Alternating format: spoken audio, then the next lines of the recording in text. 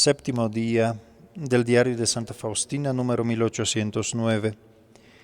Jesús, retira mi amor del corazón y llénalo con el tuyo, un amor ardiente y luminoso que sabe llevar el sacrificio, que sabe olvidarse completamente de sí mismo. Amar a Dios. Por supuesto se puede decir que el que se convirtió en amigo de sí mismo, el que se abrió al amor a otro ser humano, en el fondo de su corazón quiere que haya más apertura al amor. Descubre en sí el deseo de Dios y de su amor. Se da cuenta de que Dios lo amó primero y así lo creó Dios, capaz de amar. La respuesta al amor es el amor. El hombre es invitado a amar a Dios. Amarás al Señor tu Dios con todo tu corazón, con toda tu alma, con toda tu mente, con todo tu ser. La actitud del temor de Dios. El amor de Dios completa y expresa plenamente lo que está buscando el hombre y donde encuentra el sentido más profundo de la vida. Amar a Dios se expresa en la actitud del temor de Dios, que hace abrirse a la trascendencia.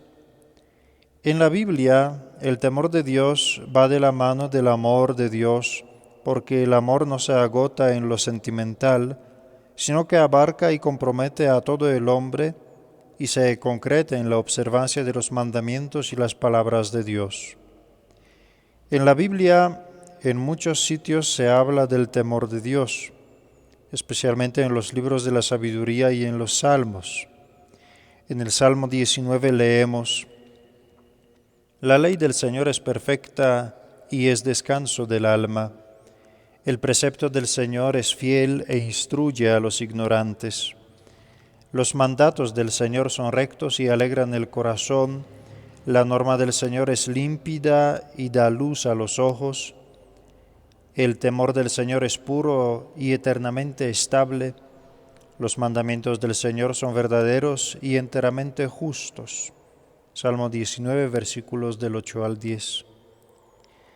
Hay también otros versículos. La mujer que teme al Señor merece alabanza. Proverbios, capítulo 31, versículo 30. Y dichoso el que teme al Señor y sigue sus caminos. Salmo 128, versículo 1.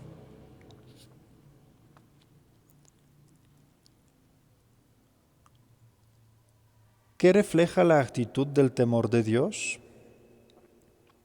Pues expresa la idea básica de que el hombre profesa y cree que Dios es el Señor de su vida, que Dios es el Señor de todo. En su fundamento se halla la reverencia, es decir, el respeto. San Ignacio de Loyola, en el fundamento de los ejercicios espirituales, dice: el hombre es criado para alabar, hacer reverencia y servir a Dios nuestro Señor, y mediante esto salvar su ánima. La actitud del temor de Dios expresa la total apertura a Dios. Es como un salir de sí mismo hacia afuera. Es un fundamento de fidelidad a las promesas y a los mandamientos dados por el Creador. El temor de Dios no hay que confundirlo con el miedo. El miedo se deriva, entre otras cosas, de una preocupación excesiva por sí mismo, de la incertidumbre, del sentido de inseguridad, que a su vez puede conducir a encerrarse en sí mismo. El temor de Dios tiene su fuente en el amor, que es Dios. El miedo por sí mismo puede paralizar, causar ansiedad y tensión. Normalmente se basa en un amor desordenado hacia sí mismo que puede convertirse en un rechazo de los demás o incluso en odio e indiferencia. El temor de Dios abre, no encierra. La experiencia del miedo, sin embargo, está presente a menudo en la relación con Dios. En esta ocasión hay que subrayar que el hombre no teme a Dios, sino más bien la imagen deformada de Dios que de Él tiene. la imagen de Dios como un hombre viejo y torpe, un juez estricto, un policía, un contable insensible y otros símiles tienen su origen en el miedo y a menudo lo potencian. ¿Cómo pasa el hombre del miedo al temor de Dios? San Juan dice que el amor perfecto elimina el temor. No hay temor en el amor, sino que el amor perfecto expulsa el temor, porque el temor tiene que ver con el castigo. Quien teme no ha llegado a la plenitud en el amor.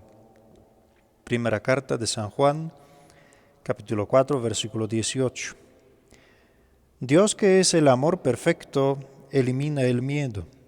Mirar a la cara de Dios misericordioso que ama, se preocupa y es benévolo con el hombre, se convierte en un proceso que cura el miedo. La contemplación de la divina misericordia desarrolla en el hombre el don del temor de Dios y multiplica su capacidad de amar. El hombre que verdaderamente honra a Dios y le sirve, lo encuentra en el centro de su vida. La vida cotidiana. Aceptar por la fe que el Señor es el creador de todo y el hombre es su obra, conduce a poner todo en sus manos y confiar en Él. En otras palabras, la fe en Dios debe pasar por la confianza en Dios. No solo creo en Él, sino que creo que lo que me ofrece es la única verdad y que es lo mejor para mí. Sin embargo, por desgracia, no es así, porque la persona que piensa de forma humana a menudo se inquieta haciendo cada vez más planes, teorías, nuevas estrategias y cálculos.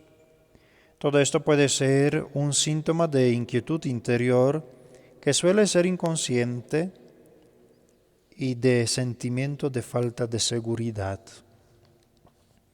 Esta ansiedad puede tener también su fuente en una preocupación excesiva por las cosas materiales, como la vivienda, la comida, la ropa, el coche, el dinero. Es necesario aprender a distinguir lo importante de lo que absorbe nuestro corazón. Liberarse de las cosas no significa rechazarlas, sino ser capaz de alegrarse por ellas y su utilidad según la jerarquía apropiada. Si todas las energías espirituales y mentales se dedicaran a las cosas materiales con el fin de conseguirlas, no habría tiempo ni fuerza para los asuntos espirituales. En este contexto, vale la pena decir que es necesaria una conversión de la mente para crecer en esta libertad. Una mente transformada no pretende conocer todos los asuntos y deja de temer por el hecho de no entender nada. Esta perspectiva no se limita solo a ver y percibir la realidad mediante la vista, ya que eso no es suficiente. No quiere solo traer a la memoria y adentrarse en ella porque ella también tiene sus límites. La conversión del pensamiento humano conduce a descubrir una nueva realidad, a una visión espiritual, a un hombre espiritual que sabe discernir. Es una visión del que experimenta, recuerda, entiende, crea una hipótesis, piensa de forma espiritual, en otras palabras, ama a Dios con toda su mente. Esto a su vez conduce a redescubrir que Dios es el Señor de la vida. Amar a Dios con todas las fuerzas significa comprometerse en sus asuntos y construir su reino. Un camino así afecta a la voluntad humana que una vez ya transformada no huye ante la toma de decisiones y el tener que asumir las obligaciones que se derivan de ellas. Quien ha experimentado a Dios como Padre tiene el valor de hacer elecciones y seguirlas en la vida. Son las elecciones del bien. A veces el hombre ve también más fácilmente el mal y habla de él más que del bien. ¿Por qué es así? El hombre al conocer el bien se siente atraído por él. El bien, por su naturaleza, compromete y empuja a decisiones concretas, pero hablar y destacar la presencia del mal y de la injusticia pueden convertirse en una forma de justificar su propia vida mediocre. El bien motiva al hombre a tomar decisiones, pero ¿cómo deben ser estas decisiones? Se puede decir que las decisiones deben coincidir con la vida cotidiana. No puede haber una brecha entre las propias creencias y lo que se elige. Por otra parte, estas decisiones deben ser significativas e importantes, y por lo general implican esfuerzo y renuncia. Es más, ayudan a superarse a sí mismo y las propias expectativas y ambiciones. El mundo de las decisiones y elecciones tomadas demuestra claramente lo que es realmente importante en la vida. Para que las decisiones y elecciones cotidianas surjan de intenciones nobles y puras, se necesita una conversión moral, es decir, que afecte nuestra voluntad y la transforme para hacer el bien por sí solo y no por los beneficios que puede dar. De esta manera se debe purificar las propias intenciones y propósitos para que sirvan únicamente a la gloria de Dios. En conclusión, vale la pena destacar que el amor a Dios es creer con toda la mente en Él y aceptar que su palabra es la verdad. Amar a Dios con todas las fuerzas, abrirse a su perdón y llevar este perdón a los demás. Amar a Dios con toda el alma es sacar de Él como extraer de la fuente para vivir. Amarlo con todo el corazón es entregarse a Él por entero. Amar con todas las fuerzas significa poner a Dios en el centro de la vida, no en la periferia. Para ello es necesario el esfuerzo diario para organizar la propia vida, devolver a Dios el lugar que le corresponde en la vida cotidiana. La vida cotidiana es un lugar donde el hombre necesita profundizar el vínculo de amor con el Creador. En los momentos ordinarios y monótonos de la vida se pueden vivir momentos íntimos de la cercanía de Dios. La fuente del amor. El camino del amor de Dios suele ser largo y requiere liberarse de todos los ídolos, ilusiones, temores y ansiedades. Se puede tener apego a ciertas experiencias y situaciones en las que Dios se dio al hombre y luego, al final, perder de vista a Dios. Así se produce a menudo una lenta curación en nosotros de lo que es difícil, enfermo, doloroso, de lo que está debilitado. Nada se produce de repente. El proceso de curación de una imagen enferma es lento, pero eficaz porque el amor engendra amor. Nada cura las heridas con mayor eficacia que el amor. El amor es fiel. La persona madura se caracteriza porque sabe entregarse por completo y ser fiel en esta entrega. Así que permanecer fiel al amor de Dios significa crecer en este amor. Es más, es posible permanecer fiel en el amor si se crece sin cesar en él. A veces se oye el reproche que amar a Dios con todo el corazón, toda el alma y toda la mente nos aleja de los demás y de uno mismo. Algunos incluso afirman que Dios es tan posesivo que no deja espacio para el amor humano. En respuesta a este reproche, Henry Nguyen, en su diario de Génesis, reportaje desde un monasterio trapense, comparte de esta manera su propia experiencia. Empiezo a experimentar que el amor a Dios totalmente, con un amor incondicional, capacita para amar al prójimo de forma viva y centrada. Lo que a menudo llamo amor al prójimo suele ser un amor parcial o un impulso de un momento que con frecuencia resulta ser inconstante y no dura mucho. Solo cuando pongo el amor a Dios en el primer lugar, se puede desarrollar el amor al prójimo. Y sigue diciendo, en el amor de Dios me descubro a mí mismo de un modo nuevo. San Bernardo de Clairvaux describe el mayor grado del amor como el amor a sí mismo en virtud del amor a Dios. No solo nos descubrimos a nosotros mismos en nuestra individualidad, sino también a los otros hermanos, porque la gloria de Dios se nos revela en su pueblo, con una riqueza de formas y estilos diversos. Quien quiere amar a Dios con todas sus fuerzas, olvidándose del prójimo que vive junto a él, probablemente está en el más grande de los errores, es un hipócrita. Si alguno dice amo a Dios y aborrece a su hermano, es un mentiroso, pues quien no ama a su hermano a quien ve, no puede amar a Dios a quien no ve. Leemos en la primera carta de San Juan, capítulo 4, versículo 20. Estos dos mandamientos, amar a Dios y amar al hombre, constituyen una unidad inseparable. La consecuencia de acoger y creer en el amor de Dios hacia el hombre es aceptar y amarse a sí mismo y a toda persona. El verdadero amor hacia Dios pasa a través del corazón del hombre. Ahí está el encanto y la paradoja de la fe cristiana que lleva al hombre a elevarse cada vez más hacia Dios, pero sin descuidar en lo más mínimo al prójimo que vive en la tierra.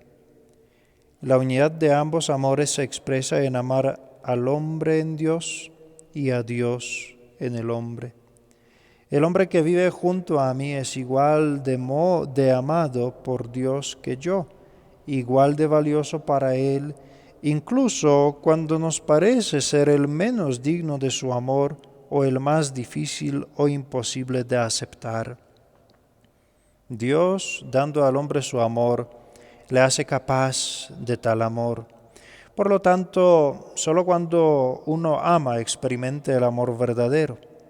La conversación de Jesús con Pedro después de la resurrección es un hermoso diálogo de amor que encontramos en San Juan capítulo 21, versículos del 15 al 17.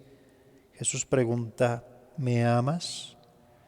Esta pregunta no incomoda, al contrario, libera. No es un callejón sin salida, sino la luz que ilumina todo el camino de Pedro hasta aquel momento. Particularmente las últimas experiencias de Pedro, que son la debilidad, la traición y la infidelidad. La pregunta de Jesús sobre el amor hacia Él, en este contexto significa mirar a la verdad que libera. Señor, tú lo sabes todo. Tú sabes que te quiero.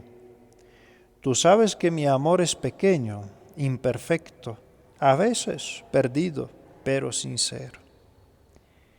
En este encuentro único de Jesucristo resucitado, nuestro Señor y Dios, están presentes palabras sencillas, gestos y miradas simples, porque el amor en la sencillez adopta su forma más bonita. De este modo, Pedro se prepara para un largo camino de amor. El amor es un camino largo y difícil. Es un altar. Requiere pagar el enorme precio de olvidarse de sí mismo, pues no permite buscar nada para sí mismo. Gloria al Padre y al Hijo y al Espíritu Santo, como era en el principio, ahora y siempre, por los siglos de los siglos. Amén. La bendición de Dios misericordioso, Padre, Hijo y Espíritu Santo. Amén.